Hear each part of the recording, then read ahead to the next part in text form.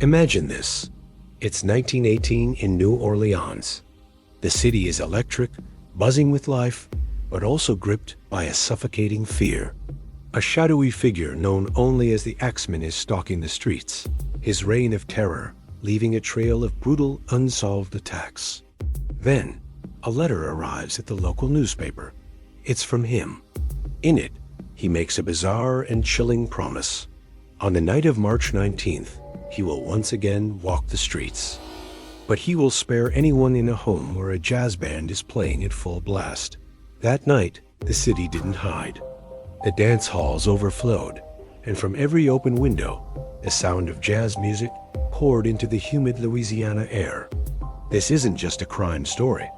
It's a deep dive into a city's soul, a phantom's strange obsession, and a mystery that forced an entire population to party for their lives. To really get this, you have to understand New Orleans back then. This was a city of stark contrasts. Immense wealth lived right next to extreme poverty. It was a cultural melting pot, simmering with French, Spanish, African, and Creole influences, creating this vibrant, almost chaotic energy. Jazz music was its heartbeat. It was new, it was loud, it was rebellious, and it was born right there in those very streets. At the same time, the city was tense. World War I was raging, and a global influenza pandemic was just starting to rear its ugly head. There was a baseline of anxiety humming beneath the surface, a feeling that the world was unpredictable and dangerous. And into this already volatile mix stepped the Axeman. The attacks began in May of 1918. The victims were almost always Italian-American grocers. This detail is crucial. The pattern was eerily specific.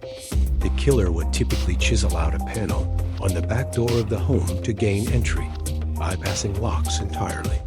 Once inside, he wouldn't steal money or valuables. Even when they were in plain sight, he would find the residents sleeping in their beds and attack them with an axe, often one he found on their own property. The sheer brutality combined with the lack of a robbery motive baffled the police. Was this a personal vendetta? A hate crime targeted at a specific community? The city's large Italian immigrant population, many of whom were hard-working grocers and business owners, lived in constant terror. The press fanned the flames, publishing sensational headlines that fueled public panic and suspicion. Let's walk through the investigation, because this is where it gets really strange.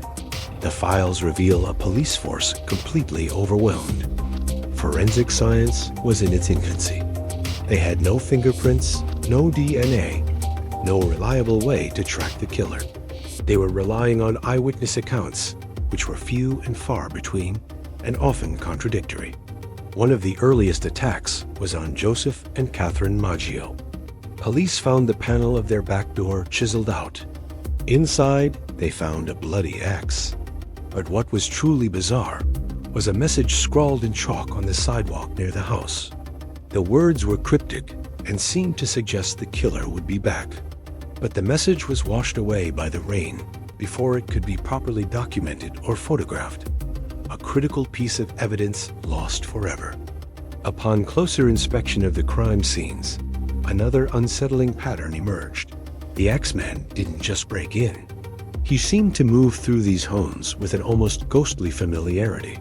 He would often leave the murder weapon, the axe, propped up neatly in the kitchen or by the back door before vanishing into the night. This wasn't the work of a frenzied, disorganized individual. This suggested a cold, calculated, and terrifyingly calm perpetrator who was performing some kind of ritual. The police chased down hundreds of leads. They arrested dozens of suspects, but every single one had to be released due to a lack of evidence. The Axeman was a ghost. He left behind a legacy of fear, but no solid clues. This is where we need to look at the dark psychology of it all. What kind of person does this? The letter he sent to the press is our only real window into his mind. He refers to himself as a spirit and a demon from the hottest hell. He claims he is not a human being. This is classic narcissistic grandiosity. He sees himself as a supernatural entity, above the laws of man. By demanding the city play jazz music, he wasn't just setting a bizarre condition. He was asserting ultimate control. He was turning the entire city of New Orleans into his personal stage, forcing its citizens to participate in his twisted game. He wanted to prove he had the power of life and death, and that he could make an entire population dance to his tune, quite literally. The choice of jazz music is also fascinating from a psychological perspective. Jazz at the time was seen by many as wild, untamed, even sinful music. By aligning himself with it, the Axeman was positioning himself as a force of chaos, an agent of the underworld. He wrote, "I am very fond of jazz music." Was he a frustrated musician? Or was he simply co-opting the city's most powerful cultural symbol for his own terrifying brand? He was essentially saying, "Your culture, your joy, your identity, it all belongs to me now. I decide when and where you get to enjoy it." This level of psychological manipulation is far more terrifying than a simple break-in. He wasn't just attacking bodies. He was attacking the psyche of an entire city. After that infamous jazz night, the attacks seemed to stop as suddenly as they had begun. The Axeman of New Orleans simply vanished. For a while, the city breathed a collective sigh of relief. But the mystery was far from over. In the years that followed, several theories emerged. One of the most compelling centers on a man named Joseph Mumford. Mumford was reportedly a leader of a criminal organization and was shot and killed in Los Angeles in 1921. The widow of one of the Axeman's first victims, who had been injured in the attack but survived, had previously claimed Mumford was the man who had assaulted her family.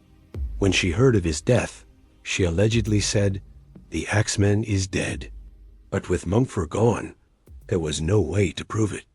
The timeline fits. His known criminal background adds weight, but without a confession or hard evidence, it remains speculation. And so, the legend of the Axeman endures. He was never caught. His identity was never confirmed. Was he a lone, disturbed individual with a grudge against Italian grocers? The leader of a criminal gang settling scores? Or, as he claimed, something not quite human at all? The file on the Axeman remains open. A chilling ghost story etched into the history of one of America's most unique cities. The clues are all here, buried in the century-old files and the panicked newspaper clippings. The answer might just be hiding in plain sight. The mystery is still alive, and that's why we're here. We look at the cases that have gone cold because the details matter. What do you think? Was the letter a genuine threat, or the work of a twisted prankster taking advantage of the fear? Put your theory in the comments below. Let's see if we can piece this puzzle together. Mark the evidence you find most compelling by liking this video. And to open the next case file with us and continue the investigation, make sure you're subscribed. There are more secrets waiting to be uncovered.